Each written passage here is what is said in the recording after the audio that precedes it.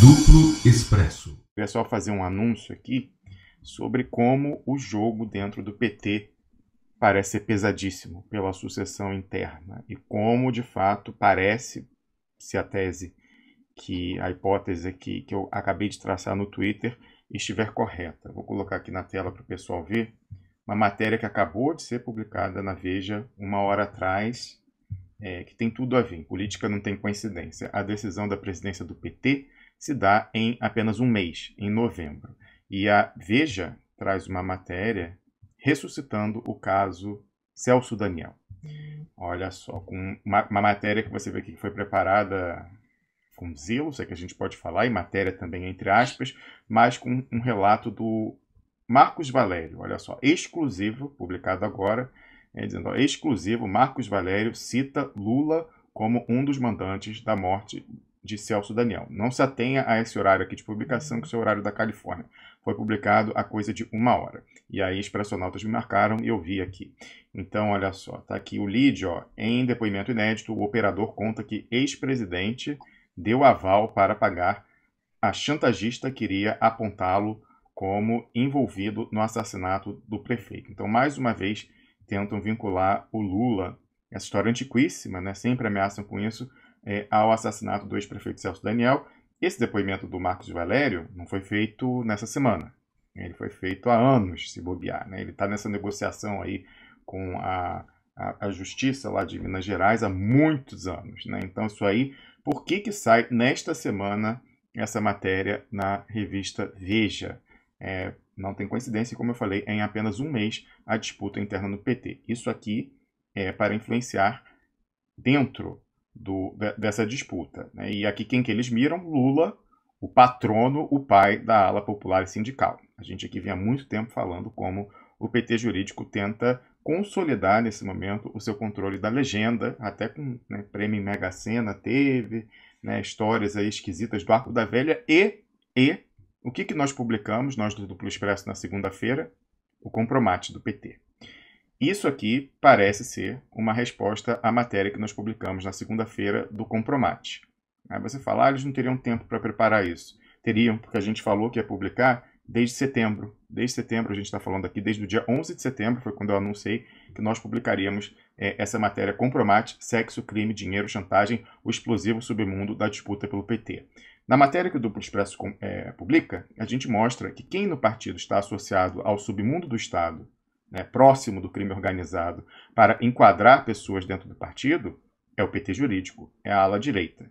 E, no entanto, essa matéria que sai na sexta-feira, depois que a gente publica a nossa na segunda, tenta fazer crer que quem está associado ao crime, né, e elimina companheiros seria a ala popular e sindical. Isso aqui é uma resposta, eu vejo pelo menos assim, já conversei com algumas pessoas que concordam com isso.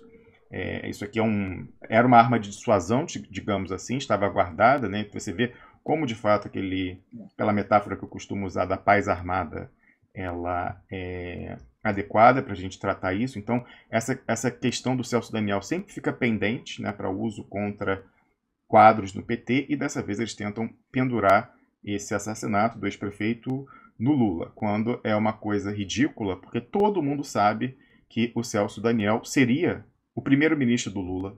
Não seria o Palocci. O Palocci, a fila andou e o Palocci entrou. Não era para ser o Palocci o tarefeiro do Lula, seu primeiro-ministro, com ele chegando à presidência. Seria Celso Daniel. Todo mundo do partido sabe disso, sabe o quadro que era o Celso Daniel, né, e como ele era visto pelo próprio Lula. O Celso Daniel era do ABC. Não era o Palocci lá de Ribeirão, né? O Palocci acho que de Ribeirão, alguma outra cidade do interior. Não, o Celso Daniel era muito mais próximo, né? Estava muito mais ligado àquela ascensão do partido à presidência em 2002, tomando a posse em 2003, do que propriamente outras pessoas que tomaram seu lugar. Então todo mundo sabia que o homem forte do governo seria o Celso Daniel. Então não foi, com certeza absoluta, não tem nada a ver, muito pelo contrário. Agora, o que é fato, e aqui eles jogam com isso? Que o PT quis colocar uma pedra por cima desse caso, né? Houve um acordão com o PSDB para colocar uma pedra em cima desse caso. Isso sim, isso é verdade.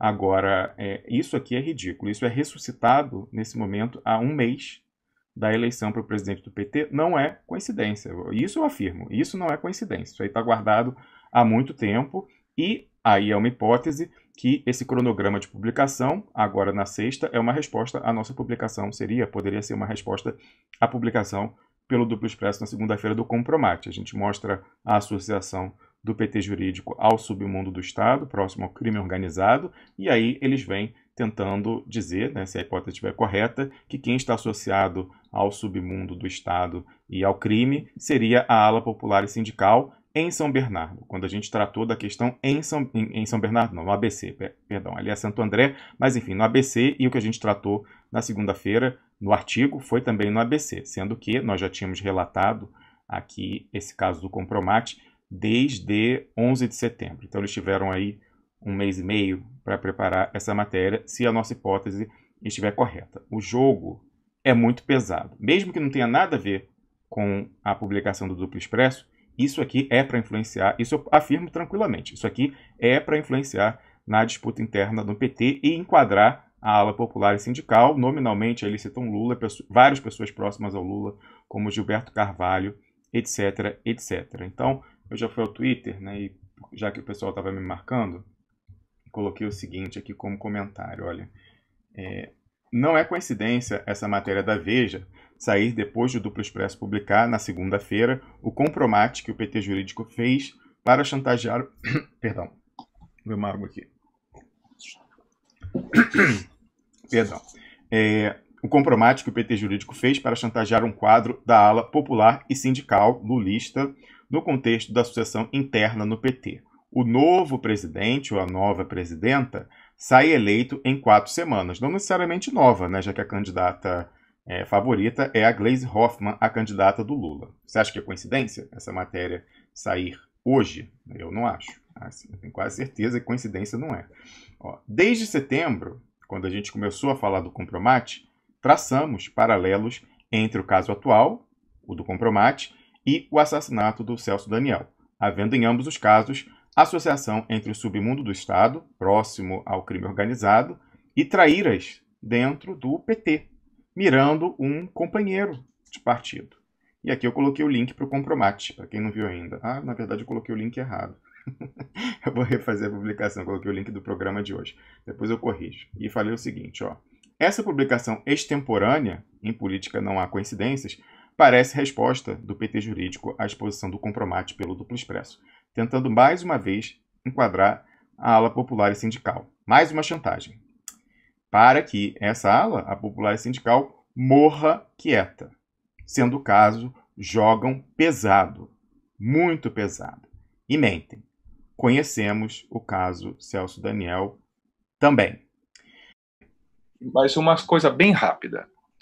Primeiro, queria louvar a sua posição, mesmo sob o ataque indireto da Duplo Expresso, porque nós ingressamos no Duplo Expresso depois, você já está enfrentando aí essa trincheira há muito tempo, chamar para um diálogo, para aproximação, o PCO passando por cima das outras coisas, porque o Brasil é mais importante do que essas questões, né?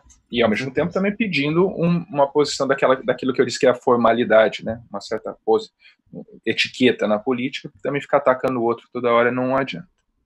Ao mesmo tempo, também, queria dizer que, independentemente do Lula sair daqui 1 ano da cadeia, tudo mais, se nós não tivermos uma postura de afirmação, de denúncia de imposturas e tudo mais, o Lula sai só com restos mortais de um político, sem força política, porque a força política se dá com a postura das pessoas que estão ao redor. Não é uma pessoa que tem um superpoder e é o Superman. Isso aí é fantasia de norte-americano, de que alguém vem de cima e vai salvar tudo, né? Um ser extraordinário. Isso é uma bobagem. São articulações políticas.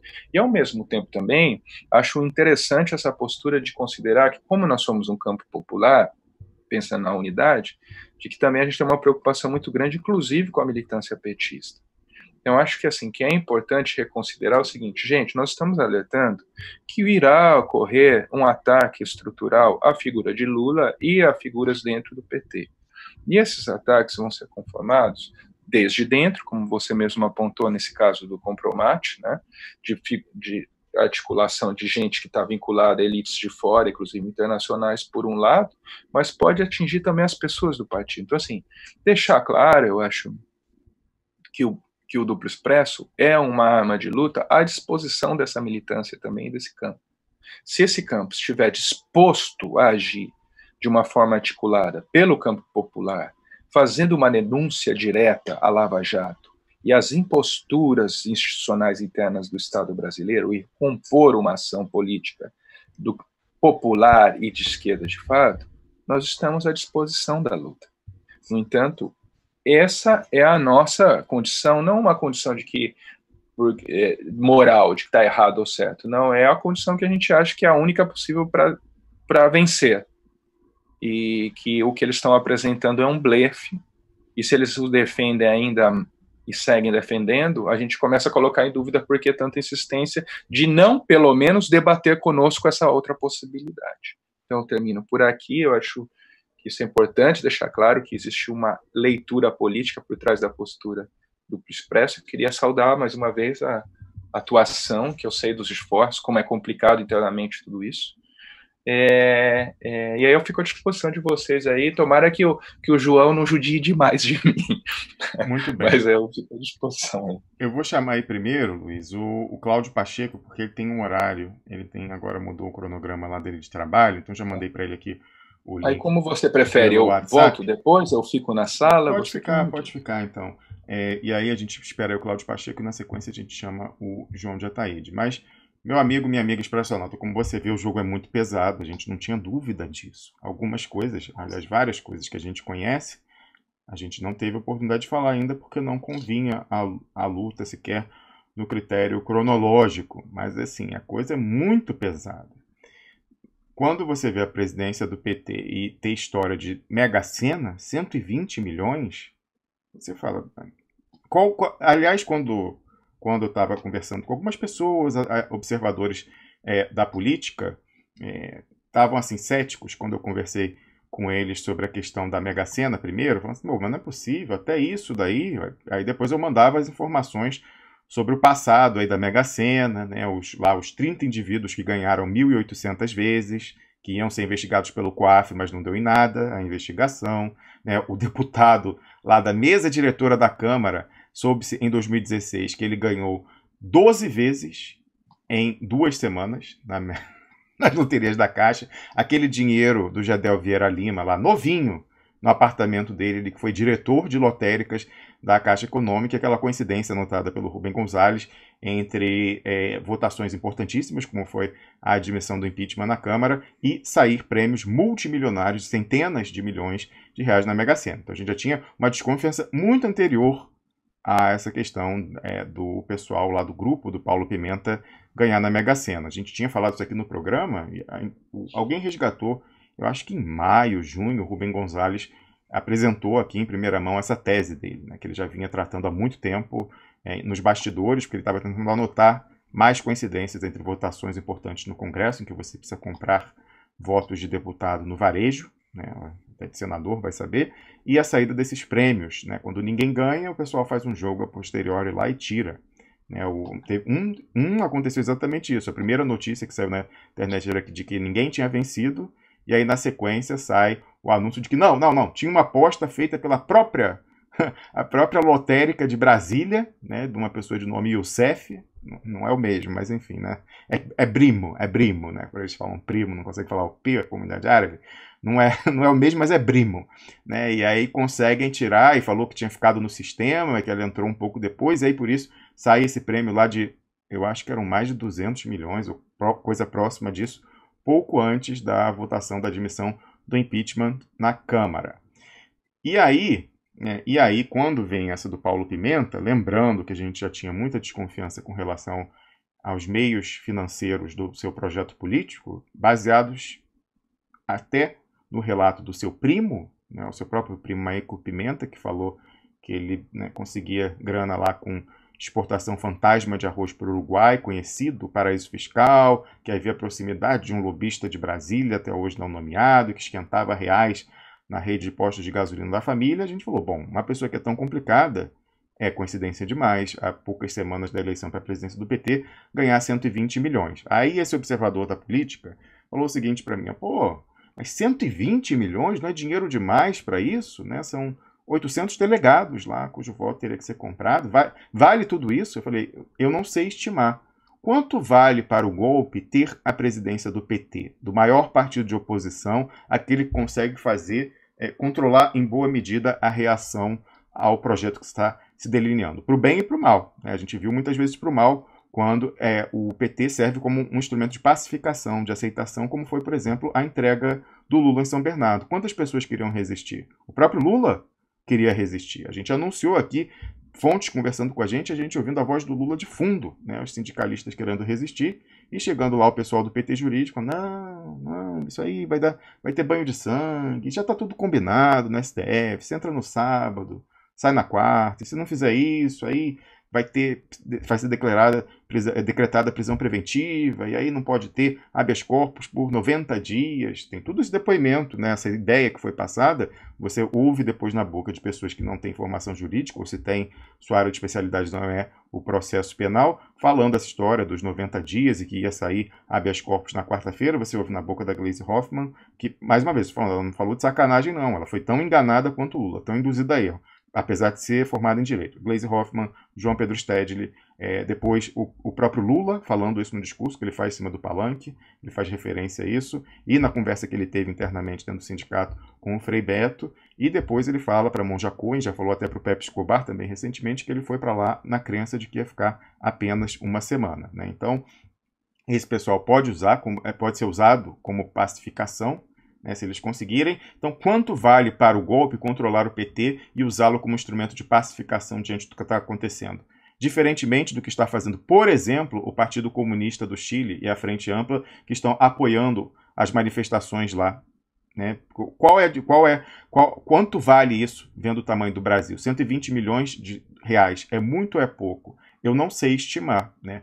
Mas aí, né, eu conversei com essa pessoa já há muito tempo atrás e falei, não, mas você tem que ver que vale muito. Vale o ponto de fazerem o compromate. E aí eu relatei, né, tudo que a gente já contou aqui do compromate, falei, são essas pessoas, é esse grupo político que quer tomar a presidência do PT, da ala popular e sindical, da ala do Lula, cuja candidata é a Gleisi Hoffmann. Então vale muito. Para fazerem algo como foi o compromate, né, para cima de um deputado, o deputado do Lula, segundo o relato que a gente recebeu, se vale fazer esse tipo de coisa, se associar ao submundo do Estado e ao PSDB para fazer aquele tipo de flagrante armado, chantagem, então, eu não sei traduzir isso em dinheiro, mas 120 bilhões de reais não seria muito, dada a importância que é controlar o Partido dos Trabalhadores e tirar a última réstia de alavancagem política que o Lula tem, mesmo da cadeia, que é a sua influência sobre o PT.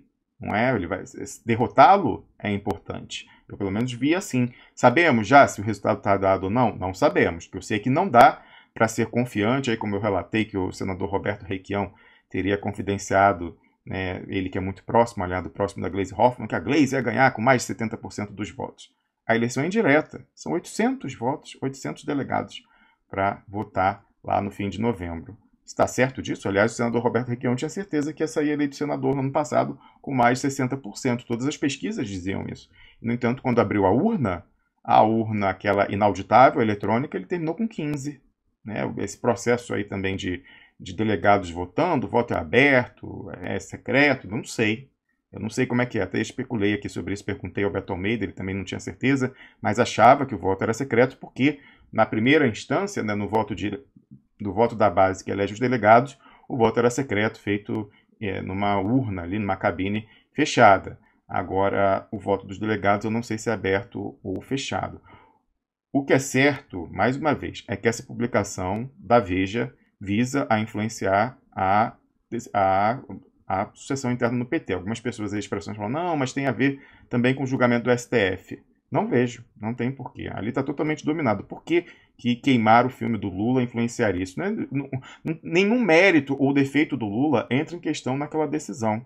Se entra em questão algum mérito dele, é a influência que ele tem sobre a política e a sua identificação com as camadas mais populares do Brasil. É isso que entra. Como isso pode ser operado pelo golpe para seguir o seu projeto. É a única coisa que é levada ali. Como isso pode ser mais bem explorado. Não tem nada a ver com isso. Não haveria por quê? O quê? Queimar o filme do Lula perante os ministros, para aí eles iam votar, né, a favor da suspeição do Sérgio Moro e também a favor da vigência da Constituição e, portanto, não haver prisão em segunda instância, sim após o trânsito em julgado? Não me parece, né? Não acredito nisso.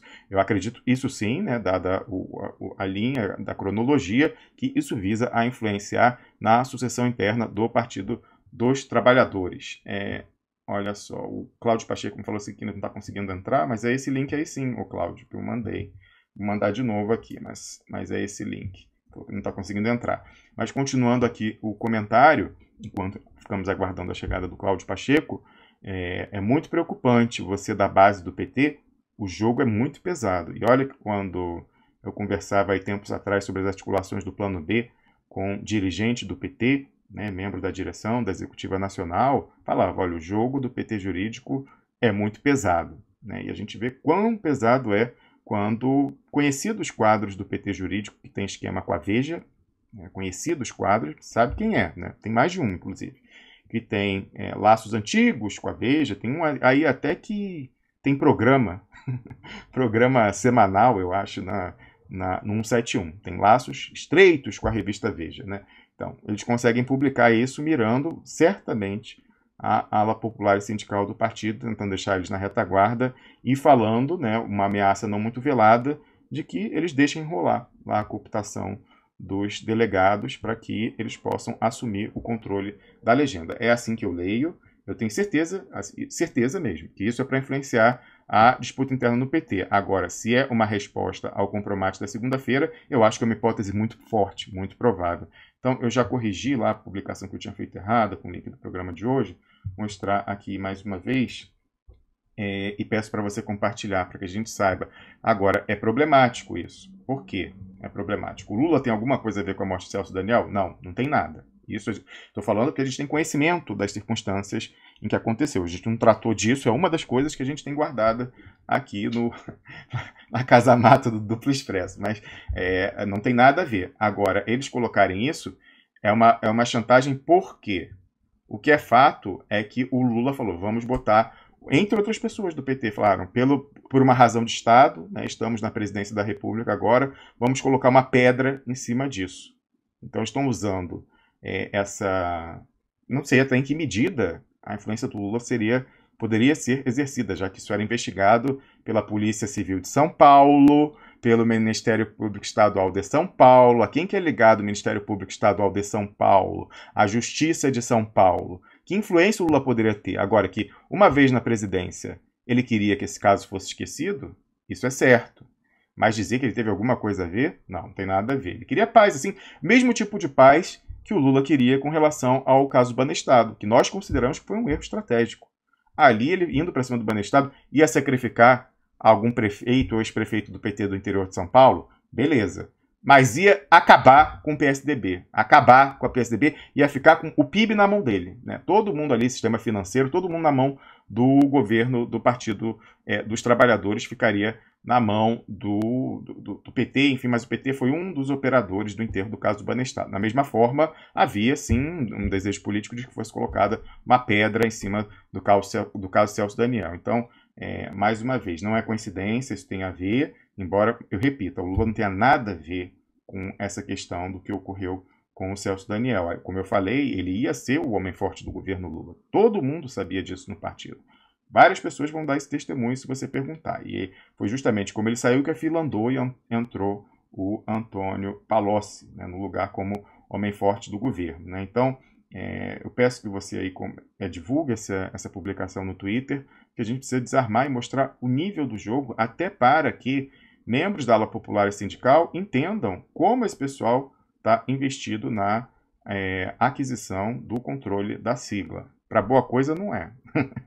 Se fosse jogar pesado, eu não conseguiria fazer esse tipo de jogo pesado, mas se fosse para jogar pesado, para falar, não, vamos levar o PT para o enfrentamento real ao golpe. Não, é o PT jurídico, é o que falou para o Lula se entregar. Esse pessoal quer controlar o PT, coisa que eles nunca conseguiram, porque tinha um obstáculo intransponível chamado Luiz Inácio Lula da Silva. Nesse momento, eles conseguiram colocar ele na cadeia, e com ele fora do espaço, estão fazendo aí, né, coisas do arco da velha para conseguir cooptar lideranças, a gente mostrou o Compromate, e também influenciar esses meros 800 votos de delegados daqui a 4 semanas. Então, muito preocupante isso, vamos continuar acompanhando, mas talvez tenhamos nós que tratar do caso Celso Daniel. A gente não achava que convinha, né? Até por essa questão de o PT ter sim achado melhor não investigar, embora os quadros do lulismo não tivessem nada a ver com aquilo, mas falaram, bom, não vamos fazer marola, já estamos no governo, deixa quieto, mas mais uma vez, que influência, que ascendência tinha o Partido dos Trabalhadores sobre a Polícia Civil de São Paulo, o Ministério Público Estadual de São Paulo e o Judiciário de São Paulo para enterrar o caso Celso Daniel? Não havia. E uma das coisas que a gente sabe é que havia uma associação ali, por isso até a gente tratou e traçou o paralelo do caso Celso Daniel com o caso do Compromate, porque, mais uma vez, havia associação de traíras dentro do partido com o submundo do Estado, controlado por quem? Pelo PSDB. Submundo esse próximo a quem? Ao crime organizado. Então, embora a gente não tivesse considerado conveniente, já que parece que o PT jurídico apela para essa história, mentindo, como se o Lula fosse mandante desse caso, e usando a revista Veja para fazer esse ataque à ala popular e sindical, talvez tenhamos que abordar aqui no Duplo Expresso também o caso Celso Daniel, embora a gente julgasse até aqui que não fosse conveniente. Eu, sinceramente, falo com toda sinceridade, eu acredito que essa matéria na Veja é uma resposta à publicação pelo Duplo Expresso do Compromate na segunda. Isso estava guardado para ser usado, se necessário, naquela dinâmica da paz armada, com os mísseis nucleares apontados reciprocamente, e nesse momento aí, há um mês da escolha por esses 800 delegados, isso é vazado para a revista Veja e ela publica, né? Então, em política, eu fico com Ulisses Guimarães, não há coincidências. Luiz Ferreira Júnior, você quer fazer algum comentário sobre isso? O Cláudio Pacheco entrou, mas parece que caiu de novo, não sei, deve estar com problema na conexão dele. Acho que é uma hipótese que a gente tem que observar. Nós sabemos que a nossa rede tem como influência do que a gente tem avaliado o campo especialista da política, assessorias, sindicatos, partidos. Não que o pessoal goste muito da gente, ou pelo menos não confesse, mas que isso tem uma repercussão. Também que um setor do jornalismo mais ligado à política e que pensa estrategicamente reage a isso. Eles rearticulam o que está acontecendo no Brasil, uma rearticulação da noção de realidade política. E como o Duplo Expresso tem uma base também de pessoas que têm um sentido crítico muito forte, influenciam os diversos campos da esquerda e da direita, eu acho que é uma hipótese para a gente seguir observando, sim, e observando tanto como elemento favorável e contra, primeiro porque você sabe que nós não somos um veículo grande, hegemônico, nem nada, mas que eles tentam todo o tempo nos etiquetar como de direita ou contra o PT e tudo mais, utilizando a nossa luta, que é uma luta de unidade nacional, para conformar um projeto legitimado por um campo popular e para resgatar a estrutura da máquina pública nacional em um projeto de fato para o Brasil se preparar para essa transição tecnológica que está avançando no mundo. Então a gente tem que ficar atento até como a gente também reage a isso, e está aí mais uma prova de como nós, de fato, podemos apoiar o campo da esquerda. Se a esquerda continuar se articulando como ela se articula com a direita, numa oposição discursiva, só para disfarçar o que eles estão fazendo por trás no Congresso Nacional, a gente não vai funcionar, eles vão só ficar nos etiquetando e atacando. Se eles quiserem, de fato, não sacrificarem a sua base e fazerem política de uma outra forma que não seja essa concessão, mesmo quando chegamos a esse estado de coisas, a política de concessões não cabe mais aqui, bom, então aí a gente tem que começar a conversar, mas nós não conversamos na técnica do conchavo. Aqui é projeto político nacional e popular. Então vamos observar, né? Seguir observando esse campo, eu acho que é necessário. E agora a nossa base cada vez mais está atenta. O pessoal está esperto e Não tem bobo aqui, não. Nós estamos em todo lugar. Pode ter certeza, e cada vez mais preparados para isso. Estamos observando a ação política e como a gente não despreza ninguém, não é só o professor universitário, não é só o advogado, não. Quando você menos espera, está alguém aí limpando a sua mesa e está nos informando. Pode ter certeza. É isso aí. Agora eu acho que o Cláudio Pacheco conseguiu chegar. Tá tranquilo, Cláudio? Tá ouvindo a gente? Eu estou ouvindo. Vocês estão me ouvindo bem? O áudio está bom? Conexão? Perfeitamente. Bom dia, Cláudio. Bem-vindo mais uma vez ao Duplo Expresso. Bom dia, Rômulo, meu querido amigo Luiz Ferreira também. Estamos juntos. Eu não estou no Rio de Janeiro hoje, estou em Cabo Frio. Ah, é? Tirei uns diazinhos com a patroa aqui. Maravilha. Aí só que a gente está sem Wi-Fi, né? Aí eu estou conectando aqui no 3G do celular, por isso me mantém informado em relação à conexão, se estiver ok, dando algum problema. Mas deu um probleminha aqui, mas eu acho que foi no Zoom, no programa. Tá certo. Sabe que não é em Cabo... e não é Cabo Frio, né? Arraial do Cabo já foi, mas virou outra cidade.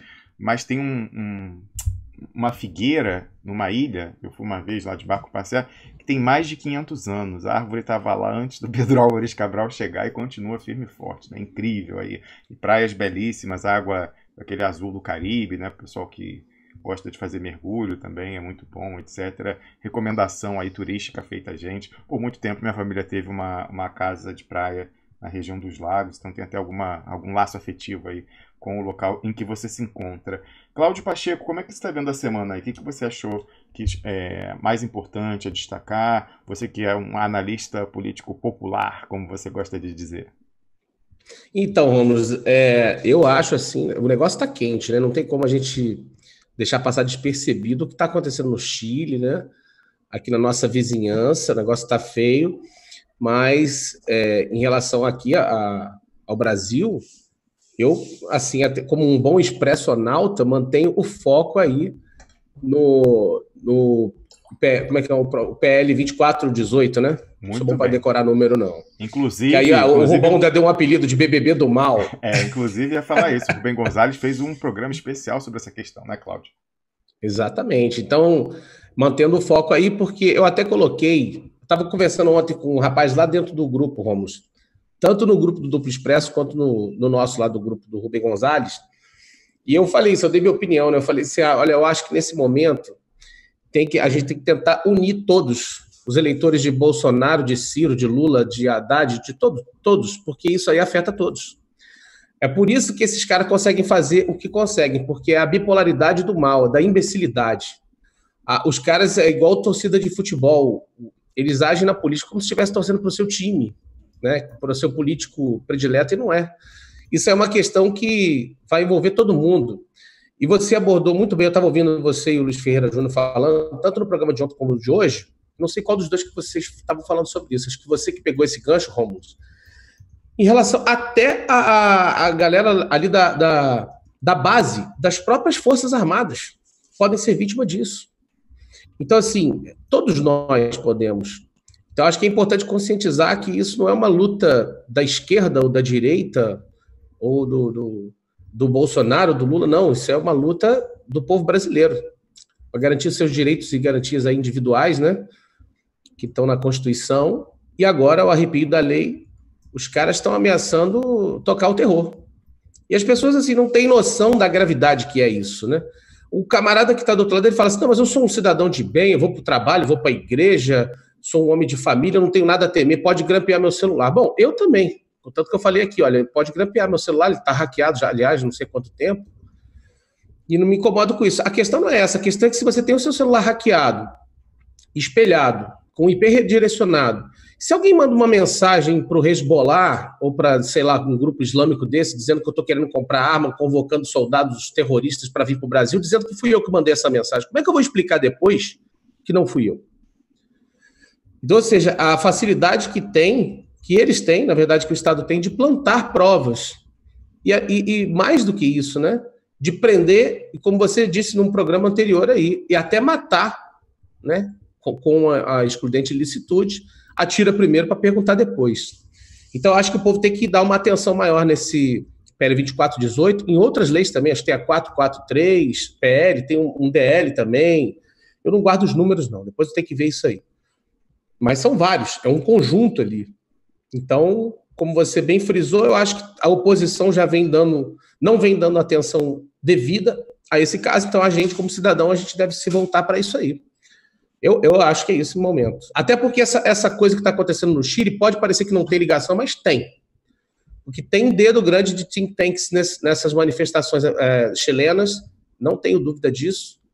Isso aí está muito estranho. Mas, Cláudio, qual seria o sentido de fazer isso contra um governo neoliberal que faz toda a lição de casa mandada pelo Império?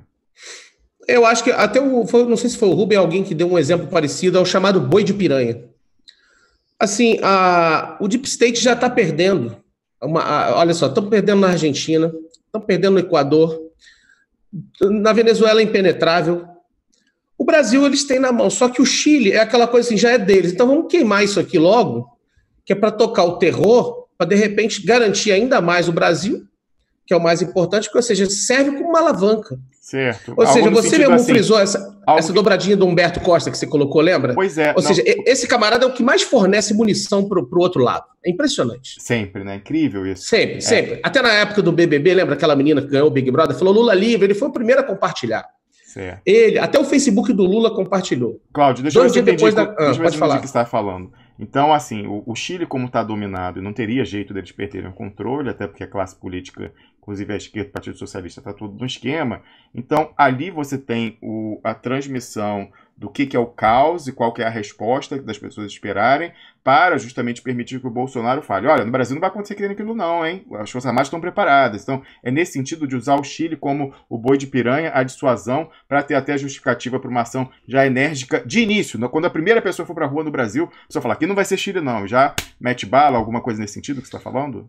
Sim, e você até deu um exemplo disso, mostrando até o próprio Twitter do senador Humberto Costa da reação do filho do Bolsonaro lá. Verdade. Exatamente isso. E aí eles matam 2 coelhos com uma cacetada só. Primeiro porque eles fortalecem ainda mais o poder deles no Chile, porque eles têm um pretexto para isso, dizendo que o caos e a desordem pede para que o regime seja mais duro em relação à defesa do Estado. Ou seja, ainda dá mais poder para eles, porque já é eles que controlam mesmo aquela desgraça lá. Desgraça, eu digo, não me refiro ao país nem ao povo chileno. Eu digo ao conluio do imperialismo norte-americano. Então, o que acontece? Eles matam 2 coelhos com uma cacetada só. Eles endurecem o regime, fortalecem o poder de Estado deles lá e ainda usam aquilo como uma alavanca para implantar um regime fechado no Brasil. Faz sentido. Como pretexto, você entendeu? Assim, isso é a minha visão, né? Eu não tenho nem tido tempo assim de me aprofundar muito nas coisas, não. Mas assim, você sincero, a gente não quer dizer, né, sobre as intenções de quem está na rua e quem está levando bala. Não é isso. A gente está falando que pode haver um impulsionamento, haver interesse naquela conflagração para o imperialismo. Eu estava me perguntando, Cláudio, até aqui, qual seria o interesse, mas essa hipótese que você levanta faz sentido. Ô Luiz, você que está acompanhando de perto essa questão do Chile, o que você achou dessa colocação do Cláudio Pacheco? Abre esse microfone. Olha, é uma coisa para se verificar. Eu acho que é possível que tenha um estímulo, sim, estruturalmente é uma possibilidade de ser verificada, mas eu acho que também a situação, o colchão social está tão complicado que, veja, na Argentina, quando você teve o Curralito e depois teve as pessoas foram para o banco para buscar o seu dinheiro, não tinha mais, começou a acontecer uma anomia econômica, não tinha mais moeda, aconteceu muitos saques, roubos e tudo mais, e há muitos estudos que apontam que houve articulação organizada de alguns desses saques para gerar um ambiente político também. Há que se verificar. De qualquer forma, o que está acontecendo agora no Chile, independente disso, e é uma possibilidade mesmo, não podemos perder de vista que o Estado Nacional do Chile está promovendo uma quantidade sem número de abusos à integridade física das pessoas, direitos humanos, claro, e que caberia num Estado convencional, você tem figuras já internacionais de direitos humanos apontando responsabilidade do presidente da República, já até pediu desculpas. Você tem casos de abusos, você tem mais de 100 casos de pessoas que já desapareceram, você tem mortos em tudo quanto é lugar, casos de violência explícita nas ruas, e aí conformado dentro das manifestações, há uma situação de completa desconfiança de qualquer meio de comunicação, de qualquer veículo do Estado. Eu não sei o quanto que essa maquinaria, se isso foi estimulado por ONGs, se isso está sendo esquerado, vamos dizer, continuado. É uma coisa para se verificar, sim, porque é uma das composições claras do interesse do imperialismo, que isso possa ser ajustado para um arrefecimento, por exemplo, no caso do Brasil. Isso, assim, eu não tenho dúvidas que é possível, e é uma hipótese muito séria ao ser observado, para a gente perceber que tanto o discurso de Bolsonaro foi utilizado para influenciar a agenda de fora, quanto o contrário está sendo tentado. Porque aí, quanto mais eles conseguirem fazer isso, eles têm, no futuro, a oportunidade de gerar um cenário total de cultura política e domínio que passa pelo estabelecimento permanente da vigilância da tecnologia do Brasil, que depois você pode expandir, porque o cabo da internet passa por aqui e tudo mais, tem uma questão tecnológica, uma questão geopolítica articulada, né? E você domina a região em um longo período. Então, assim, é uma hipótese a ser observada. Eu não sei quanto isso seria preponderante, mas é óbvio que, estruturalmente, o que está sendo colocado é para a gente observar. Eu vou buscar ver se a gente evidências o quanto que isso... veja, tem atores políticos e articulados de diferente maneira. Lá nas passeatas que a gente teve no Brasil, nas nossas primaveras do passado, de início o discurso era de esquerda e ele tinha uma composição instrumental, lá da passagem e tudo mais. Ele foi sendo disputado e conformado. Parte dos atores da esquerda sim estavam associados a ONGs que recebiam financiamentos estrangeiros. Alguns deles, inclusive, parece que foram até candidatos à presidência da República, sei lá, é o que se comenta. De qualquer forma, isso é ajustado, é uma disputa, tem que ser articulado. Eu acho que é uma hipótese muito séria a ser observada. Exatamente. Cláudio, mais algum comentário sobre essa questão chilena ou a gente passa para o próximo? Deixa eu só complementar aqui, então. O Luiz Ferreira está falando que você falou também, Ramos. É muito importante frisar isso, que muitas pessoas falam assim, não, esses caras ficam falando que...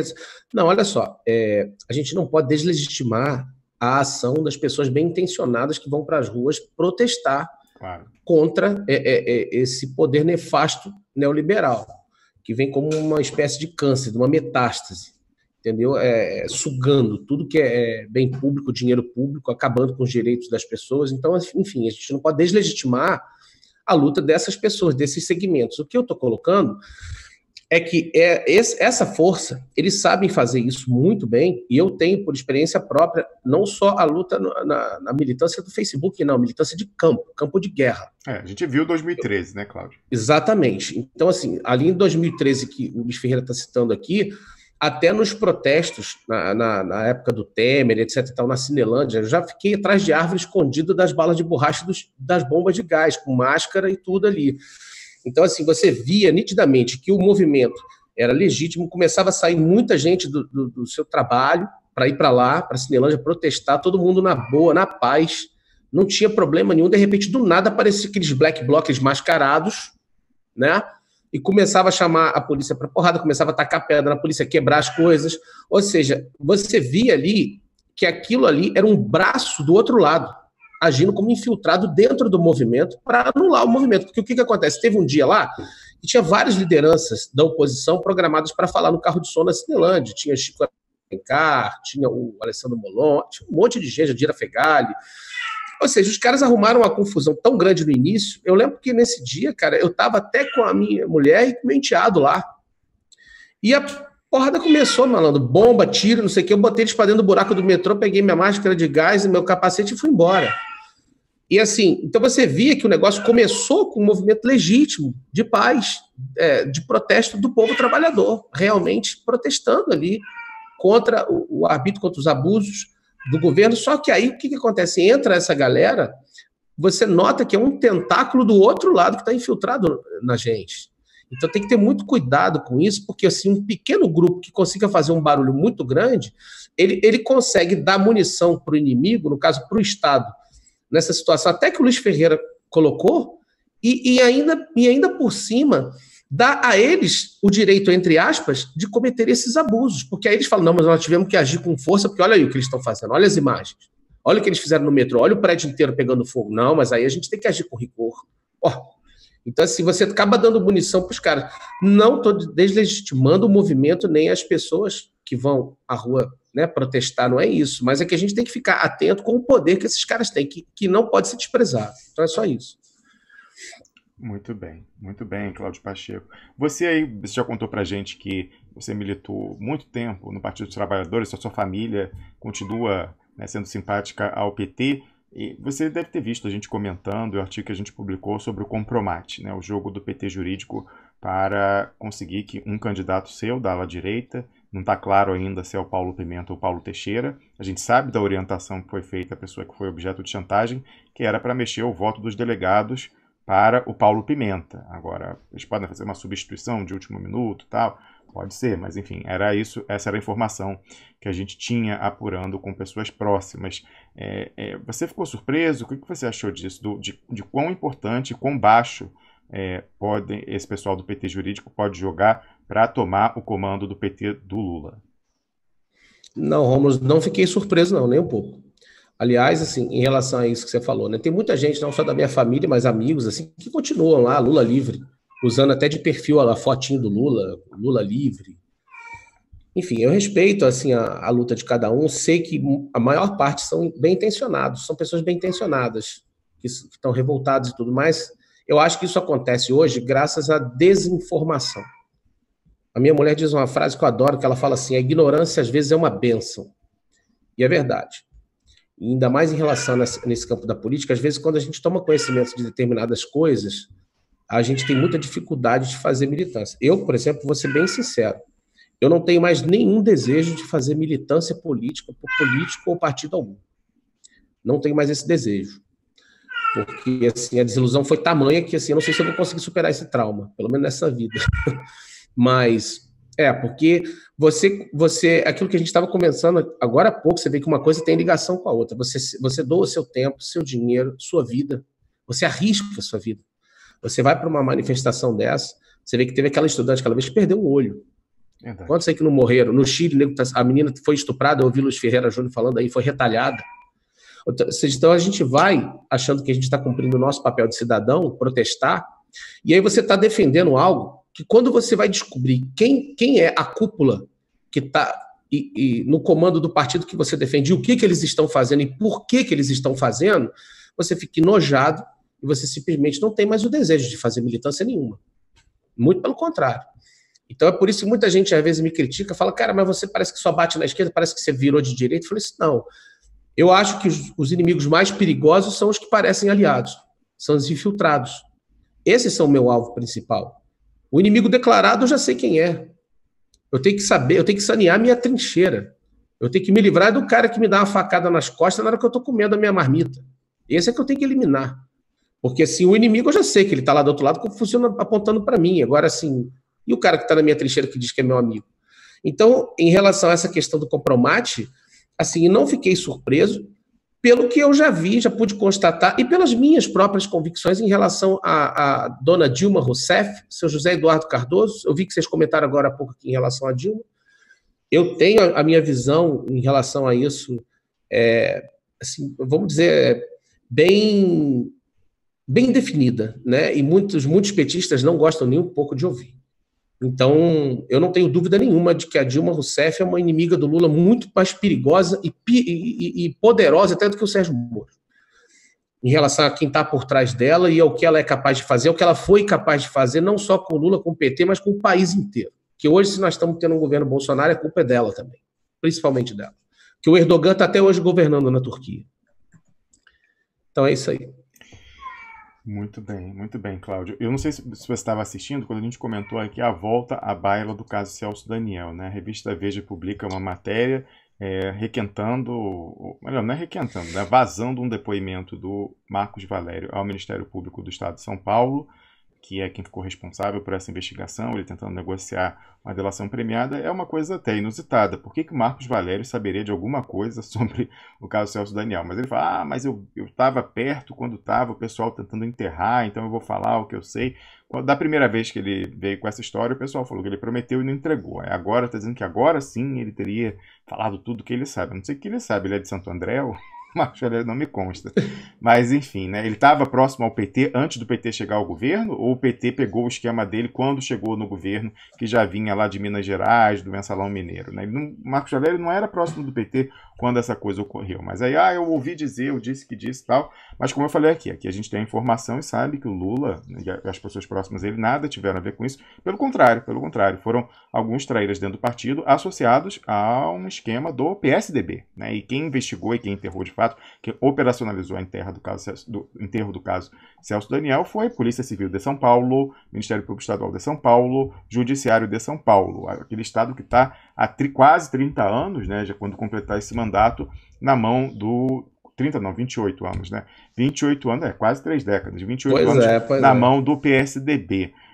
E se não me falha a memória, Rômulo, acho que o Marco Valério operava para o PSDB antes de operar para o PT. É verdade. Lembrar disso. É importante lembrar. A esquema era do Azeredo. Né? E a Veja também, né? Sempre foi um panfleto do PSDB. E de traíras no PT. Né? Não vamos de traíras do PT. Traíras no PT. Essa matéria aí, assim, vem na minha cabeça quando eu penso, quem poderia ter plantado isso? Eu imagino duas figuras pois é. próximas ali ao diário oficial do PT jurídico. Mas, enfim, estão sempre lá, né? Enfim, dando... Uma estava mais quieta, voltou agora à mídia, né? Até fazendo sustentação oral em STF, né? Para parecer bem e tal. Já me falaram que a coisa é pior do que isso, não foi só para aparecer. E o outro tem programa lá, comentando política e tal. Interessante, né? Esses têm esquema com a revista Veja, né? Certamente poderiam descobrir como é que isso chegou à matéria, se quisessem, se não foram eles próprios, né? As pessoas articularem essa publicação. E eu vi aí uma coincidência, Cláudio, não acredito que seja fortuita, entre a gente publicar aquele artigo do Compromate na segunda-feira, um tema que a gente vem tratando aqui desde o início de setembro, e agora na sexta-feira sair na Veja essa tentativa de emparedar a ala popular e sindical, tentando pendurar nela o assassinato do Celso Daniel. Você acha que é coincidência ou tem alguma coisa, ou tem tudo a ver com a decisão em apenas um mês da presidência do PT, essa publicação da revista Veja? Eu acho que não é coincidência, não pode ser. Duvido muito. Eu acho que a gente pode até não saber exatamente detalhes sobre a ligação entre uma coisa e outra, mas que tem. Esses caras não brincam. E assim, e aquela coisa, eles jogam muito a longo prazo também. Eles sabem jogar a longo prazo, a curto e a médio. Então, às vezes, você só vai entender para que serve uma coisa lá na frente. Mas eu acho muito pouco provável, Romulo, que isso tenha sido coincidência. Até porque eu vou até frisar uma coisa aqui importante. Eu estava falando, eu não estou tendo, infelizmente, assim, muito tempo para me dedicar à política, que eu gosto muito do assunto, sempre me interessei, mas eu não tenho. Vou ser sincero contigo. Você sabe por onde eu me informo sobre política? Aqui no Duplo Expresso e no portal Rubem Gonzalez, que é o canal que eu trabalho. E às vezes alguma coisa no grupo lá, dou uma olhada no que o pessoal comenta. Ou seja, eu só me informo por esses 2 canais, hoje, principal. Então, porque a minha memória ela é muito auditiva. Eu preciso ouvir para gravar com mais facilidade. Então, eu tenho assim meio dificuldade de ler coisas muito longas e de gravar. Eu tenho que ler, às vezes, 2, 3 vezes para conseguir gravar. Já ouvindo, não. Eu ouço na primeira, eu já gravo. Então, o que eu faço? Eu ouço direto do Duplo Expresso. À medida, assim, o do Pepe Escobar, por exemplo, eu não acabei de ouvir todo ainda. Já ouvi 2 partes. Agora eu vou ouvir a terceira. Eu tenho que desmembrar, assim, para conseguir o tempo, né? Eu ia te perguntar isso depois, como você gosta de ouvir o Pepe Escobar, o Piero, que você tinha achado, mas continua. Gostei muito. Não, então, eu só estou fazendo isso. É lógico que isso não é suficiente, mas eu digo o seguinte, acredite, se quiser. Mas eu acho que depois que eu parei de ver o jornal, Globo News, Band, essas coisas, e fiquei só com vocês 2, eu passei a ficar mais bem informado, por incrível que pareça. Porque você fica desinformado, na verdade, com a pauta que já é montada de forma fraudulenta nos jornais. Então, quando você abre o jornal e vê as chamadas, o que está sendo anunciado, que vai ser dito, e o tempo destinado a cada coisa, aquilo já é uma fraude. Aquilo já é uma manipulação. Então, você preso àquilo, achando que já ficou bem informado, gastando seus 30 minutos vendo aquilo ali, você já perdeu 30 minutos valiosos que você podia estar pesquisando num outro lugar, que vale muito a pena, mais a pena, que você vai descobrir coisas que a mídia não vai mostrar e não vai nem deixar você ver. É por isso que eu ouço o Duplo Expresso, ouço sempre o Rubem Gonzalez. Então, assim, eu ouço esses dois. Às vezes dou uma olhada no Sputnik, às vezes ouço a RT em espanhol, a Spam TV, mas, assim, a mídia brasileira eu peguei nojo, ojeriza. Às vezes eu dou uma passada rápida só para ver o que eles estão querendo que eu pense, mas eu não ligo. Agora, eu fiquei desinformado em relação ao que acontece aqui na cidade do Rio, por exemplo. O assalto não sei aonde. Outro dia eu estava na padaria, vamos, comprando pão. Aí, isso eles mostram. Aí estava lá no RJ TV, esse de manhã, sei lá, Bom Dia RJ, eu nem sei o nome dessas coisas, graças a Deus.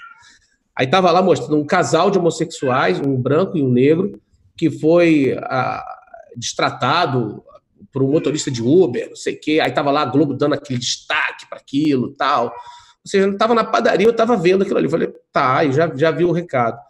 Então, enfim, eu vejo só para ver o que eles estão querendo que eu pense, tudo, mas eu não me contamino mais com esse tipo de informação, não. Muito bem. Eu vou chamar para a roda também o João de Ataíde, porque a gente tem que encerrar o programa em mais ou menos 1 hora. Eu não sei quanto tempo você vai ficar hoje, Cláudio, já que você está aí viajando, você que sabe dessa agenda, porque em geral agora, como você está trabalhando mais cedo, você tem que sair, mas sinta-se à vontade, fica aí com a gente até o seu tempo permitir e até sua mulher não ficar doida com a gente com raiva do Duplo Expresso, que a gente precisa crescer e não diminuir. Isso, de jeito nenhum. Tamo junto. É isso aí. Fora isso, Cláudio, tem algum outro tema aí que você tenha achado interessante da semana, alguma outra coisa que você acha que a gente tenha que discutir aqui, que chamou a sua atenção? É uma semana em que a gente teve, né, também a questão do avanço, quer dizer, o anúncio, pelo menos a gente tratou aqui bastante da questão do Patriot Act Tabajara, né, já que na semana passada o Glauber Braga conseguiu sozinho, informado pela gente, conseguiu barrar a aprovação do 1595, que é aquele do atire primeiro, cheque depois se era terrorista, doutrina de ataque preventivo, aquela que fez o Jean Charles de Menezes, aquele brasileiro que trabalhava em Londres, ser metralhado. Isso é a doutrina de ataque preventivo na prevenção ao terrorismo. Ia estabelecer isso quando, na exposição de motivos, a gente descobriu, né, alertados pelo Fernando Nogueira, advogado, criminalista e professor que esteve aqui no último domingo, que eles falam especificamente que isso mira a militância de esquerda, né? Deixaram para o final falando que é visando a militância de esquerda. A gente está vendo como é que funciona isso no Chile, né? Os corpos que estão se empilhando de pessoas que eles estão matando, e lá eles nem usaram ainda, eu não sei, ô Luiz, eles estão usando a retórica do terrorismo com relação à ação dessas pessoas já, ou é só uma extrapolação do Brasil? Primeiro, antes de passar para o Cláudio. No Chile, você diz? Claramente. Tá. Claramente o discurso... na verdade, ele tem declarado todos os dias toque de recolhimento e ações desse tipo. O discurso é bastante estimulado, e aí você sabe que o Chile tem um setor de direita bastante reativo também, que alimenta esse discurso, sim. Existe essa visão, mas ele tem sido obrigado a reagir porque também existe um discurso internacional de denúncia em relação à noção de estado de terror também, né? Porque o Chile tem o histórico do Pinochet. Ontem teve uma carta aberta, por exemplo, do Baltazar Garzón, né? Enviado ao Piñera, declarando os abusos que a comunidade internacional estaria observando. Aí tem um ponto negativo, que é o Chile, mais uma vez, está subordinado. O que acontece com essas situações? Nós viramos alvos como se fôssemos países em que a comunidade internacional tem que estar tutelando, por um lado. Mas o que eu achei interessante no final da carta dele, pelo menos, ele fala que ele deixa claro que o discurso de etiquetamento contra Cuba, Venezuela, Correia, Lula, Cristina Fernandes de Kirchner, Alberto Fernandes, eles não são uma desculpa para aquilo que eles estão fazendo. Ou seja, ele pelo menos teve esse cuidado de se separar.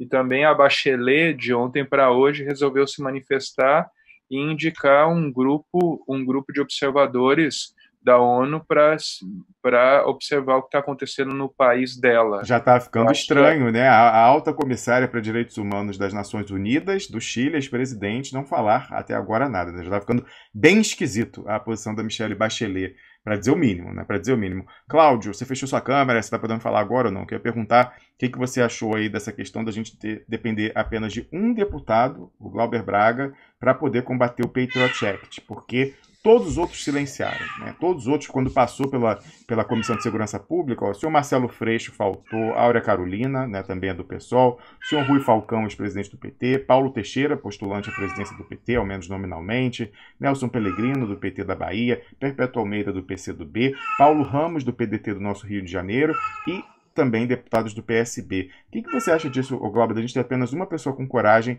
para peitar o fechamento de regime no Congresso?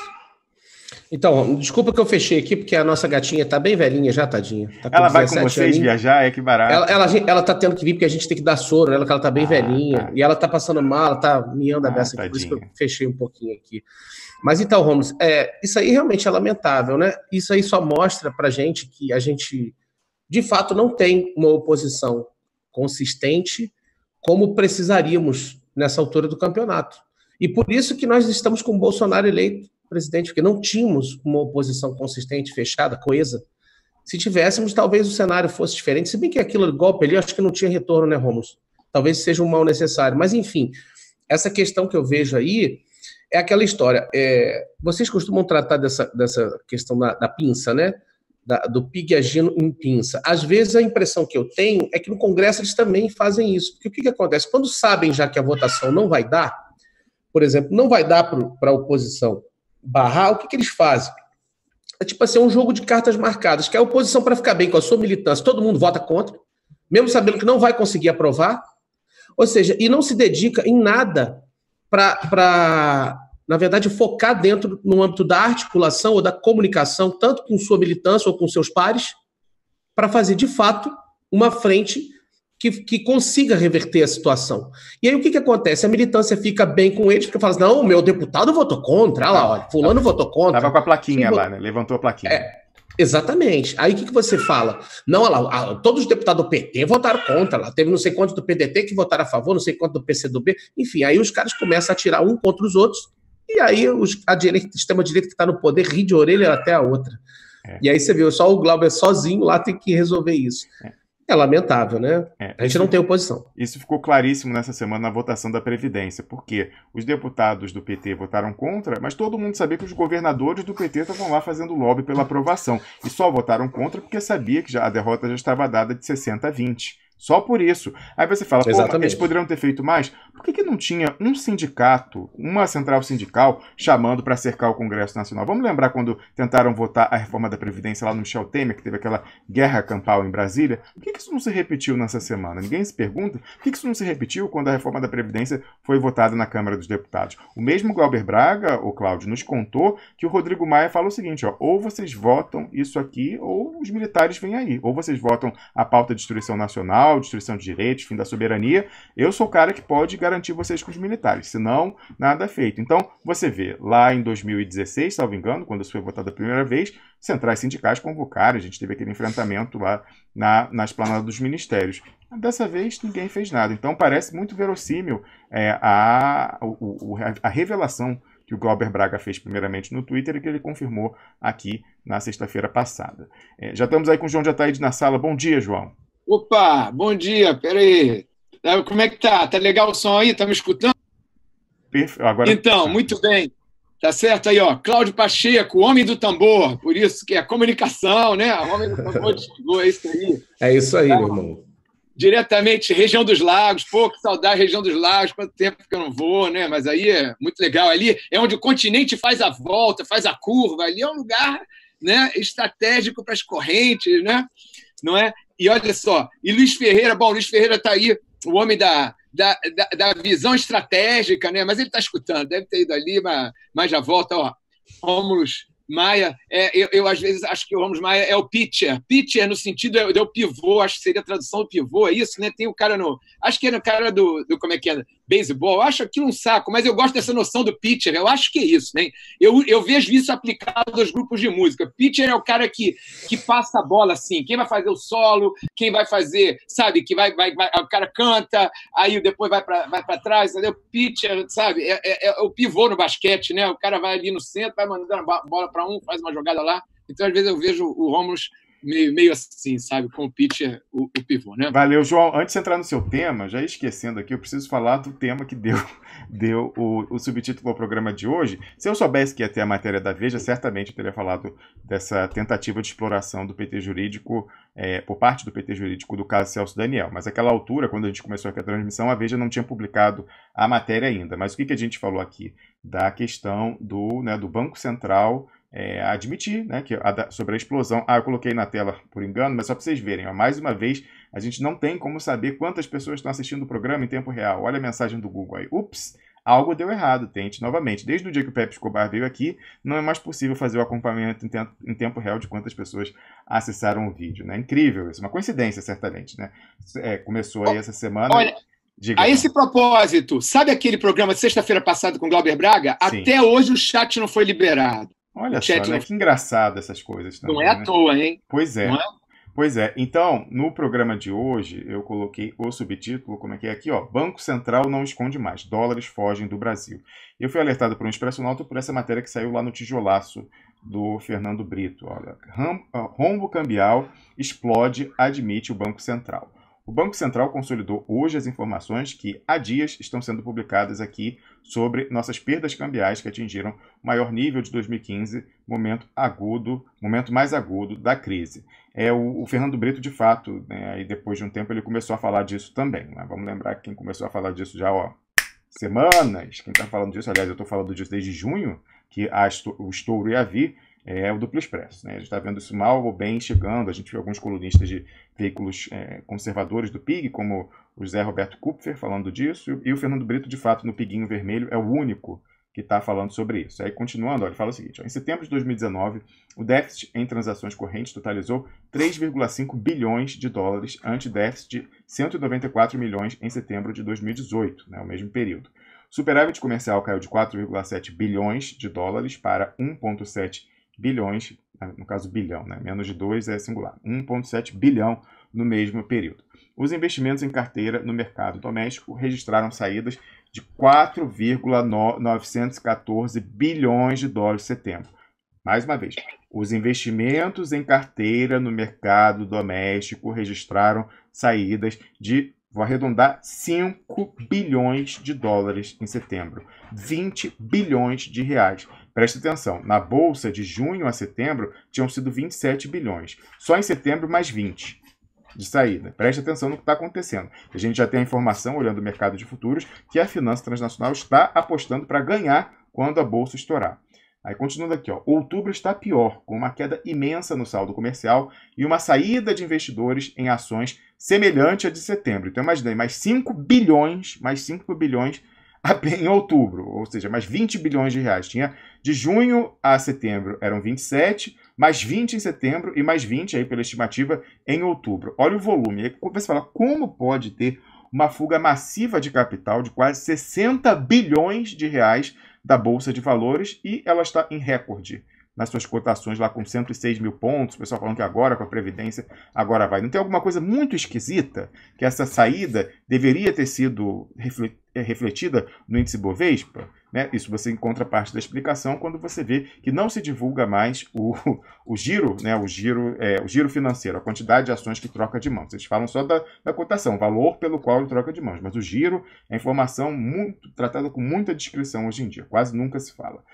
Queimam-se, seguindo o texto do tijolaço do Fernando Brito, e é importante isso, queimaram-se 10 bilhões de dólares das nossas reservas com venda de dólares no mercado cambial à vista. O que a gente falou aqui desde junho, quando estava longe ainda do horizonte? Que eles iam fazer com que a manutenção cambial ficasse até a finança transnacional conseguir tirar todo o dinheiro do Brasil. Então, eles não vão torrar as reservas para manter o real perpetuamente. Eles estão fazendo isso enquanto a finança está fazendo essa saída. 60 bilhões de reais de junho para cá. Então, eles estão segurando o câmbio, que é para quê? Eles terem mais dólares em troca dos ativos que eles têm em reais e estão vendendo.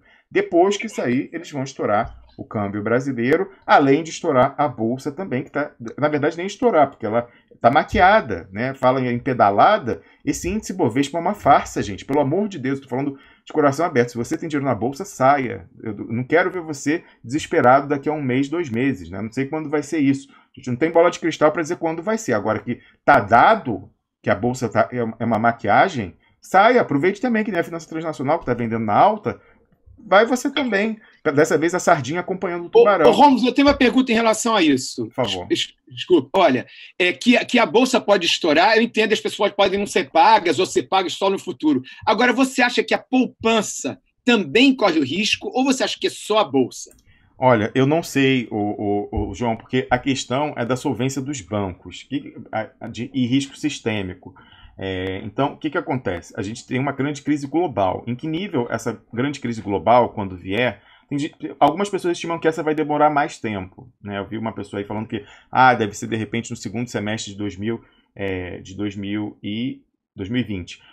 Mas tem toda uma dinâmica que a gente não tem como controlar, que é o quê? A disputa entre o Donald Trump e o Deep State. O Deep State tem uma cartada para tentar tirar ele, que é estourar a crise global, né? E acabar, porque tanto as coisas como estão, o Donald Trump está reeleito. Teve o Pepe Escobar aqui na terça-feira reafirmando isso, que por mais que esteja essa campanha aí, não mudando fundamentalmente as coisas, ele está reeleito. Então, para a finança transnacional, interessa estourar a crise, que já está contratada, em algum momento que prejudique a reeleição do Trump. Então, lá de fora é mais imprevisível. Ao mesmo tempo, você vê, o Donald Trump conseguiu voltar com o quantitative easing, aquela emissão sem lastro de dinheiro, que a anterior tinha parado, aquela Janet Yellen, ele mandou voltar e voltou. Então, ele tem uma influência, ele está brigando com o ditame da finança transnacional. Então a gente não sabe quando que vai ser tomada essa decisão política de estourar a bolha lá. Agora, o do Brasil vai dar para esperar até lá, com 60 bilhões de reais, deixando a Bolsa de Valores de junho até aqui? Eu acho que não, eu acho que a nossa vai estourar antes. Então, aí você vê. Então, qual vai ser o nível da crise? Os bancos certamente sabem do que está acontecendo e estão se precavendo para não serem expostos a essa queda, essa crise financeira, a crise bursátil, né, da Bolsa que vai vir. Agora, na crise global, a coisa já complica mais. Em geral, os bancos no Brasil, eles têm tantos... a alavancagem deles é muito baixa, porque a lucratividade é tão fabulosa que eles não ficam tão expostos quanto esses bancos, por exemplo, os americanos, que estão tendo que receber injeção aí semanal do Fed para não quebrar. Eles têm muita liquidez, mesmo porque eles não emprestam dinheiro. Não tem como não ter liquidez, os caras não emprestam, ninguém está tomando empréstimo de dinheiro. Então, eu não acho que há uma grande probabilidade de bancos brasileiros quebrarem, a diferença dos Estados Unidos. Então, assim, eu não acho que a poupança ou até investimento em renda fixa, o pessoal vai ficar sem no Brasil. Mas eu não vou botar minha mão no fogo e falar que não vai ter aí, sei lá, um curralito, alguma coisa do gênero. Eu não sei. A questão aí do pessoal também abrir a possibilidade de conta em dólar, isso daí não é anódino, gente. Isso aí já é preparando para quem pode se blindar contra a grande desvalorização que haverá do real aí, que já está contratada. Então, continuando aqui, eles falam que 10 bilhões das reservas foram queimadas, João, para manter a cotação e o pessoal poder receber mais dólar pelo que eles estão vendendo em reais da Bolsa de Valores. Isso a gente cantou essa bola de maio, junho, que eles iam fazer isso para manter o pessoal poder sair fora. Aí, continuando aqui o final do texto. Ainda estamos esperando a tal enxurrada de dólares que se anunciou na derrubada do governo constitucional. Ou melhor, estamos ansiosos para que não se acabe consolidando uma enxurrada de dólares para fora do Brasil. Bom, pessoas mais atentas já estão cantando essa bola há muito tempo. É assim que funciona. Toda crise financeira ela é usada para os ativos trocarem de mão. Então era isso aí que eu tinha que comentar, que é mais um CQD do Duplo Expresso. A gente avisando aí desde maio, junho, se eu for procurar aqui a publicação que eu falei no Facebook, que eu conversando com pessoas aqui da Praça Financeira em Zurique, me falaram, olha, a Bolsa de Valores de vocês, lá do Brasil, é uma bolha construída internamente, não se reflete. Isso aí, se bobear, era para estar o índice Bovespa na metade do que ele está e, ao contrário, está batendo recorde. Então, tem alguma coisa esquisita acontecendo lá dentro, né? Desde esse momento que eu recebi essa dica, a gente tem ficado de olho aqui e também de olho na matriz para quando vier a grande crise global. Agora, a gente vai ter um duplo mergulho, né? Primeiro a nossa crise fabricada internamente e depois a grande crise global. Então, segure-se, né? Tem aí ativos com liquidez, a gente fala aí de repente ouro, né? Interessante, investir no ouro para você ter, né? Quando vier o apocalipse zumbi, como fala o Rubem Gonzalez, você não morrer de fome. João de Ataíde. Opa! Bom, aí é o seguinte, Luiz Ferreira tem a ver até com as coisas que eu tenho falado, que você tem escrito, e né, vou articular aí, né? Olha, da outra semana eu chamei isso assim, né, o que eu falei. Rádio Independência, Resistência, Luta, Análise e Enfrentamento. Então, repara só, Rádio Independência, né? Baseado na rádio da Resistência, França Livre, que o De Gaulle fez, né, quando a França foi invadida, metade ocupada diretamente pelos alemães, e outra metade é a França de Vichy, né, que era administrada pelos franceses, né, a França colaboracionista. Então, chamei de Rádio Independência. Só que agora eu pensei um pouco, evolui um pouco. Na verdade, o que vivemos aqui é a rede independência de comunicação, que eu digo que é a rede independência de comunicação, luta, análise e enfrentamento, né? Então, rede independência de comunicação. O que é isso? Não é uma coisa teórica, não. Já existe. Olha só, o Cláudio acabou de falar, olha, eu estou me informando só pelas coisas do Duplo Expresso e pelo portal Rubem Gonzalez e os respectivos grupos, né, que tem Telegram. Né? Estou me informando por isso. Olha, eu também, basicamente, sobre o Brasil, tenho me informado por esses aí, entendeu? De vez em quando, uma coisinha, outra fora, mas quase nada fora. Né? Sobre o mundo, sim, eu pego outras coisas. Né? Agora, quando ele está se informando assim, ele está se informando nisso que eu quero falar, que já é a rede independência de comunicação, não é? Por que independência? Porque independência é a base de tudo. Independência está incluído um nacionalismo, mas mais do que o nacionalismo. Porque quando você fala de nacionalismo, você ainda pode fazer o falso nacionalismo, mas você não pode ter a falsa independência. Ou você tem independência, ou não tem independência. Entendeu? Então, João, por isso que eu estou com um comentário final aqui para fechar o programa, eu vou voltar a isso. Eu concordo com o que você falou, mas tem parlamentar da oposição dizendo o contrário.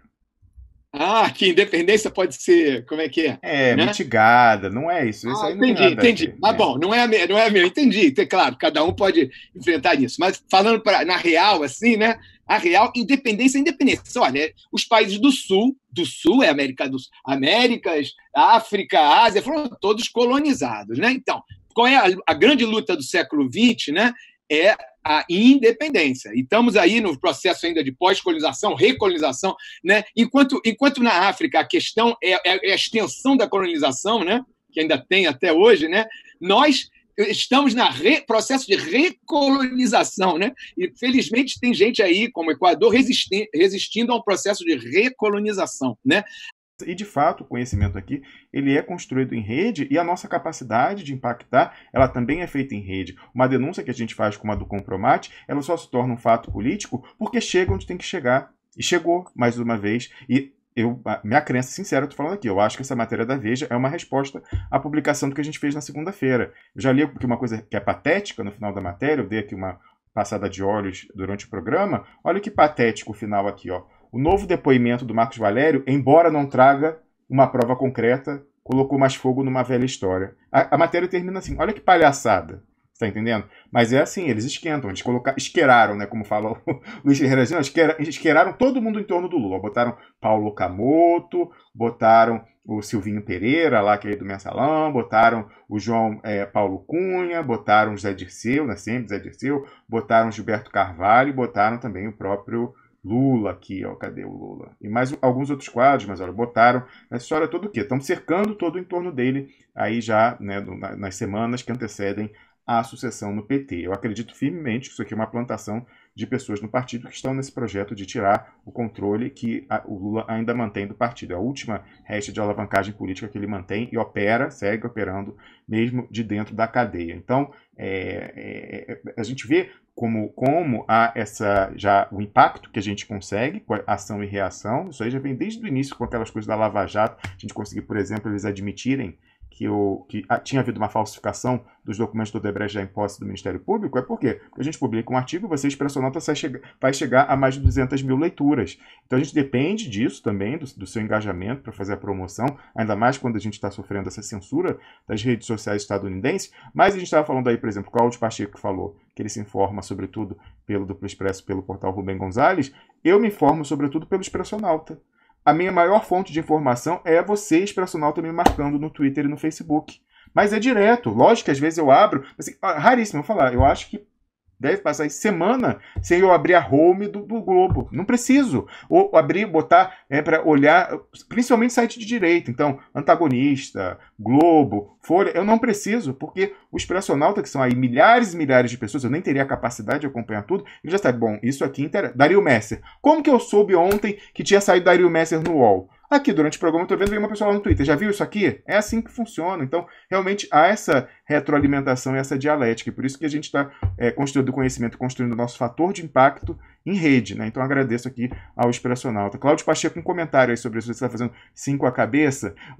Você lá no Rubem Gonzalez, vocês também tem muito assim dessa coisa de retroalimentação, de 2 vias na formação do posicionamento político e até da construção do conhecimento e da difusão? Então, não só lá, Romos, eu estou balançando a cabeça assim porque eu estou assim, fascinado com tudo, né? O que o João Jataíde falou aí, ó, barato, essa sintonia, né? Isso é sintonia, cara. Isso é que a gente pode estar longe aí, ó, Argentina, França, Suíça, aqui, Rio de Janeiro, mas na verdade a gente está perto, muito mais perto do que as pessoas imaginam. Isso é sintonia, é simples. Eu vejo essa quantidade de coisas que a gente pensou juntos, sem combinar, essa questão da rádio independência. E, cara, eu já tenho um projeto pronto para isso aí, que eu montei. Só faltou executar, porque e não é nem por falta de grana, não. O custo é baixo, faltava trabalho de voluntários e organização. Só isso. Então, assim, em relação ao que você perguntou, Romulus, acontece direto. E, assim, muitas vezes, a galera do supergrupo, que já está quase 1.200 pessoas, se eu não me engano, assim, eles informam, eles já sabem, é o que você falou. O que acontece? A galera que já acompanha a gente, que já está com a gente há algum tempo, sabe o assunto que nos interessa. Ninguém vai me marcar sobre a questão da camada de ozônio, porque eu não entendo nada, eu sou um ignorante, um boçal em relação a isso. Eu não entendo nada. Quando eu ouço você falar, eu fico fascinado sobre isso. Outro dia eu ouvi, não sei quem falar também, não sei se foi o Rubem, enfim, porque eu não entendo nada, então eu não vou buscar algo sobre isso, porque não é algo que me interessa muito. Mas em relação à questão da política, eles já sabem o que interessa, então eles me marcam. Até no meu canal novo agora, de Umbanda, teve um cara no Facebook que me marcou numa história muito interessante. E ele me marcou, Cláudio, olha só isso aqui. Então, isso que o cara me marcou vai me servir até na verdade, como é que fala, gente? De base para um novo vídeo que eu vou fazer, entendeu? O João Jataíde tem me ajudado também, valeu, João. Porque, assim, a coisa da comunicação como uma via de mão dupla, como o João Jataíde falou, é fundamental, porque isso sempre foi um monopólio dos grandes grupos de mídia, que sempre foram alinhados com a direita, com a extrema-direita. Então, hoje nós temos esse poder. O que falta, às vezes, não é nem o dinheiro, Romulus, porque a velocidade com que a comunicação se dá, tanto em áudio, como em vídeo, como em texto, hoje ela é, assim, em segundos. Então, o que falta, às vezes, é mobilização, organização e um grupo coeso. Só que aí fica essa coisa da guerra híbrida e os grupos de mídia, o Deep State, os poderosos bilionários, eles investem nessa bipolaridade imbecil que impede a gente de se unir. Então, aí o Luiz Ferreira Júnior também deu uma focada nisso aí, né? Essa questão do individualismo, que aí o cara defende o seu gueto, o seu partido, o seu candidato, e as pessoas se esquecem de até procurar saber o que é, na verdade, que nos une. A gente devia focar muito mais nossas semelhanças do que nossas diferenças. E a guerra híbrida brinca com a gente quando faz de forma maestral o contrário. Ela brinca com a gente, porque sabe utilizar a gente focando nas nossas diferenças e atiçando um contra o outro. Por isso a gente não consegue se juntar. E essa questão do que o João Jataíde falou, eu achei sensacional, fundamental. Eu acho que, por exemplo, o Duplo Expresso é um conteúdo riquíssimo. Isso que ele falou do Luiz Ferreira Júnior, ter pegado assim, com facilidade essa questão do objetivo do portal, né? do Duplo Expresso, qual a finalidade dele, onde que ele pode chegar. Ou seja, tem muitas horas aí, todo dia, de conteúdos valiosíssimos. Ou seja, essa galera que está fazendo os recortes, isso é uma contribuição imensa para aquelas pessoas que não têm tempo de acompanhar o programa todo. Mas eu quero ouvir o João de Thaís, eu gosto. Eu quero ouvir o Luiz Ferreira Júnior. Eu quero ouvir só o Pepe Escobar, que é o que vai dar tempo. Então, a questão que eu falei, cara, falta às vezes a questão de organização da gente, nossa mesmo. Eu digo como expressionauta, né? Se a gente se organizar, a gente chega mais longe. Vamos nessa luta aí. Vamos embora que eu estou gostando da ideia. É isso aí, João. Inclusive, uma coisa, tem gente que às vezes fala assim, agora já quase não tem. Ah, mas o programa é grande. Não, o programa não é longo, tá até curto. A gente às vezes tem que correr, não consegue falar. Às vezes eu tenho vários assuntos anotados que eu não consigo falar. Eu vou explicar por quê, gente. Inclusive, a gente vai encerrar em meia hora.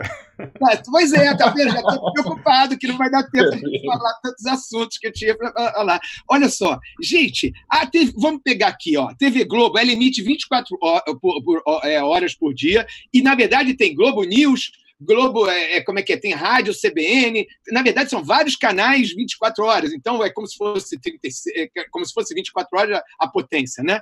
Então, gente, e aí você tem que entender que não precisa escutar tudo. Você escuta um pedaço, que depois volta, as coisas estão no arquivo, você vai e escuta. É um pouco como uma rádio. Se durasse 8 horas, provavelmente é porque não tem outra pessoa fazer. O homem tem que viver também, né? 4 horas já é coisa pra caramba. Mas provavelmente, se não fosse isso, eu poderia emendar, uma outra pessoa pegava. É porque não dá, fazia mais 2 horas com outro estilo, com outra pessoa. Ué, seria isso, entendeu? Então, é isso. Não precisa se preocupar que o programa é longo. Era para durar muito mais. Qualquer coisa dura mais. Qualquer emissão de TV, assim. Porque justamente o que eles passam nas emissoras de TV ou de rádio é uma ideia que está por trás. O cara que está avaliando a política é todo o tempo aquela avaliação, com aquele jornalista, aquele mesmo papo furado, enrolação, né? Mesmo, todo o tempo, é mais do que 4 horas. Então, não se preocupem, não é aquele formato clássico, você escuta um pedaço, daqui a pouco ele volta. Não é à toa que, às vezes, o Rômulo fala uma coisa no início do programa, ele volta a coisa no final do programa, porque tem outras pessoas. Os mesmos estão ali, mas outros ligaram só naquele momento, entendeu? Então, é normal isso. Era para ser até mais longo ainda possível, né? Só que, pensando que é uma rede, você vai, escuta aqui, depois você volta. Eu gosto muito de voltar e escutar coisas que foram ditas alguns dias atrás, umas semanas atrás, aí você vai, escuta lá o que o Rubens fala no canal dele, aí você vai no IELA, que bom, que é ligado ao Nildorix, né, o Instituto de América Latina dele lá, que tem falas ótimas, não é diretamente ligado ao Duplo Expresso, mas são coisas do gênero, entendeu? Parece um complemento à fala do Nildorix, entendeu? Ilustração ao que o Nildorix fala, você encontra lá no canal do IELA. Então você vai fazendo o seu, de certa forma, é como se fosse parte dessa rede de independência também, né? Ela, mesmo sem estar diretamente, mas é como se fosse, entendeu? Você vai se alimentando dessas coisas pouquinho a pouquinho. Quanto mais durar, melhor. A gente passou anos escutando aquelas bobazeiras da Globo. E, aliás, há um tempo atrás, 1 ano e meio atrás, eu via de vez em quando aquele site lá, né? O que tem um número lá, né? Que tem um número lá, né? Então, eu via, de vez em quando via, né? Até porque o Duplo Expresso durava menos, né? Depois você queria ver outra coisa, continuar, né, sabendo de coisa, eu via lá. Mas sabe que com o tempo agora, não dá mais não, com exceção de Pepe Escobar, de vez em quando uma pessoa muito interessante, né? Sabe por quê? Quando você vai ver esse site e outros, é meio bobo. É meio bobo. O que eles falam, no final das contas, é meio bobo. É como se fosse aquele, como é que é? É uma coisa, entertainment, né? É para você entreter o varejo da política, tem o varejo da política, né? Que eu gostei desse termo, né? O varejo da política acontece pequenininho ali, e é quase como se fosse uma political entertainment, entendeu? Show da política, né? Como se fosse assim, né? Esse tipo de coisa, né? Uma conversa boba entre eles, um troço que meio que dá som de falar, não vou ver isso não, entendeu? Agora, quando você vem aqui no Sucesso, você vê que o nível vai vindo, e tem mais uma coisa também, aqui o papo evolui. Quer dizer, se você vê o que foi dito há 2 meses atrás, hoje você está tendo uma evolução do pensamento, da reflexão que foi feita há 2 meses atrás. Enquanto nesse tipo aí de site, parece que não evolui, parece que é a mesma coisa, é o mesmo discurso que estava 1 ano e meio atrás. O discurso dele não evolui, entendeu? No tempo, né? Bom, posso comentar uma coisa? Pode falar. Olha, é muito importante o que você está falando, porque é o que eu tentei explicar. É difícil explicar quando a gente traz elementos muito acadêmicos, mas quando eu comecei as intervenções do Duplo Expresso, eu falei do Jean Baudrillard da forma valor-signo. Isso acontece na publicidade, acontece na política empacotada com uma técnica específica muito vinculada ao eleitoral, etc. O que é? Você construir um texto, uma narrativa, que você já tem tudo organizado de uma forma tal que ele repete mais ou menos uma estrutura, um esquema, pela forma de escrever, pelos temas que são escolhidos, e por detrás disso tem os interesses, porque é como se fosse uma mercadoria. Então, quem que são os interessados na mercadoria? São os atores políticos por trás de negócios. Então, você seleciona a forma das relações sociais ali apresentadas, ela limita a crítica, limita a forma de apresentação disso. Aqui, nós temos uma reflexão a partir de um problema. O nosso problema é o avanço de um estado de exceção e a entrega de toda a maquinaria do Estado. Então, é por isso que a gente tem uma continuidade, como é a reflexão histórica. A gente começa a voltar para o passado, volta para o presente, pensa na questão estética, age na ação. Isso que você está fazendo, por exemplo, as pessoas talvez não tenham compreensão desse tipo de debate. Você pegou um texto meu e está fazendo uma reflexão de um texto. Hoje eu me desafei, você viu coisas positivas, poderia ser crítica negativa, mas isso era muito comum nos processos de ação política de luta revolucionária, inclusive. Eu já não me safei, ele criticou meus textos caóticos, o Luiz. Ele falou que era melhor fazer um tradicional que nesse último. Você viu que ele meteu o pau e você. Mas percebe que, na verdade, esse tipo de reflexão, de ajuste, de ação, ela está incorporando estratégia, linguagem, está pensando em públicos diferentes. Os meios de comunicação tradicionais também fazem isso, mas eles fazem assim, como a inteligência artificial também faz quando eles grampearem todo mundo.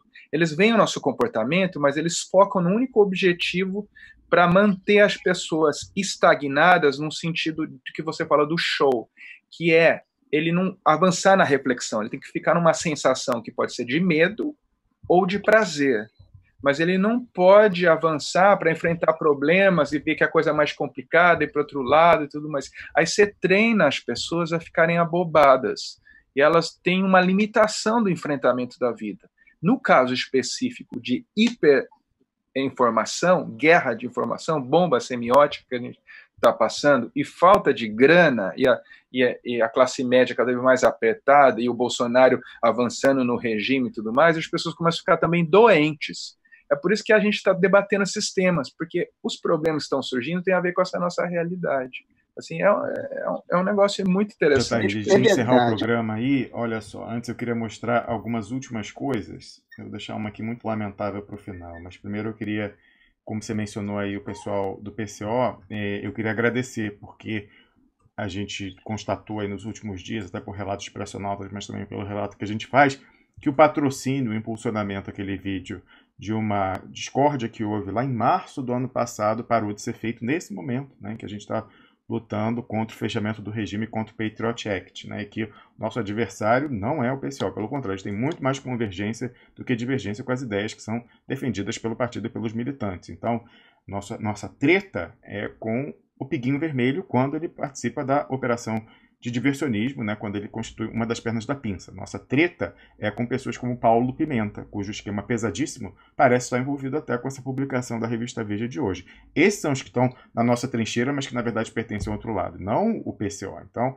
agradeço aí que o impulsionamento daquele vídeo tenha sido cancelado, conforme a gente constatou. Então, até coloquei isso publicamente, assim como eu tinha feito pedido publicamente, eu faço o agradecimento também publicamente. Então, tá ali no Twitter, também coloquei no Facebook, falando o seguinte: eu queria agradecer ao PCO por ter atendido ao nosso apelo, feito nesse vídeo aqui, que está anexo, e parado de impulsionar com patrocínio o vídeo de 1 ano e meio atrás de intriga com o Duplo Expresso, para que o mesmo fosse sugerido aos assinantes do nosso canal, conforme dezenas de relatos, conforme eu mesmo mostro aqui ao vivo nesse vídeo a sugestão para mim. Veja, até para mim veio a sugestão.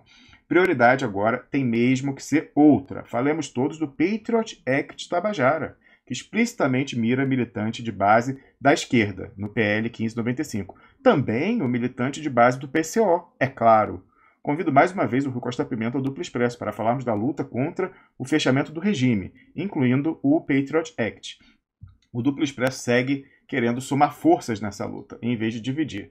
Todos aqueles que não almejam ser MDB da nova ditadura são indispensáveis. Aqueles que, por não terem o rabo preso, por não terem esquema, podem denunciar o conchavo da falsa esquerda no parlamento com um golpe para deixar o regime fechar. Então, faço aqui em público o agradecimento pelo cancelamento do patrocínio àquele vídeo. E a outra coisa que eu queria comentar é o seguinte, olha só que coisa terrível, o futuro para você brasileiro. Você está sem renda?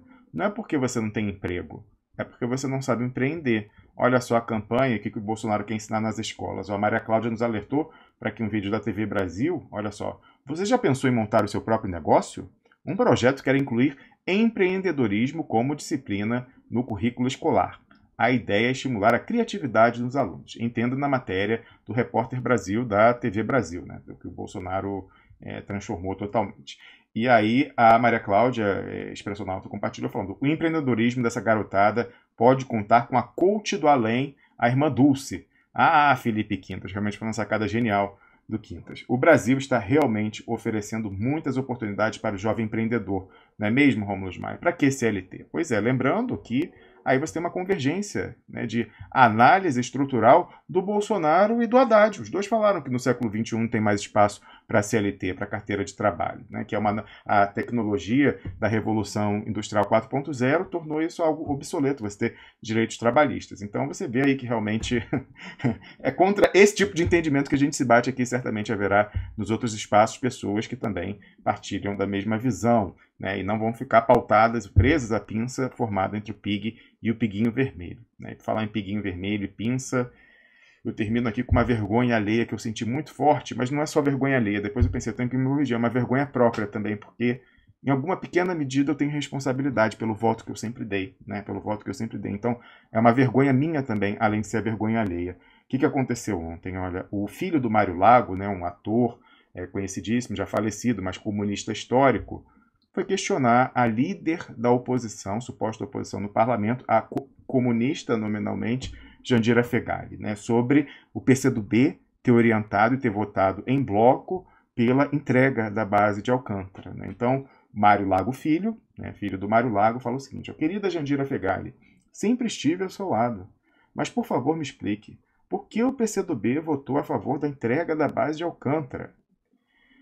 Bom, antes de ler a resposta da Jandira Fegali, eu vou falar meu comentário que eu coloquei aqui. Ó. Se eu fosse a Jandira Fegali, fingia que não tinha visto a pergunta do filho do Mário Lago. Quanta vergonha alheia dessa resposta, entre aspas. Vamos ouvir o que disse a Jandira Fegali, a pessoa em quem eu votei a minha vida inteira para deputada federal. Voto pautada por 3 certezas. Não há risco de remoção de comunidades quilombolas. Trará desenvolvimento para o Estado governado pelo PCdoB e impulsionará a política espacial. Soberania é inegociável para nós. Não há nada no acordo que a fira. O que a coloca em risco são falsos debates que dividem a esquerda.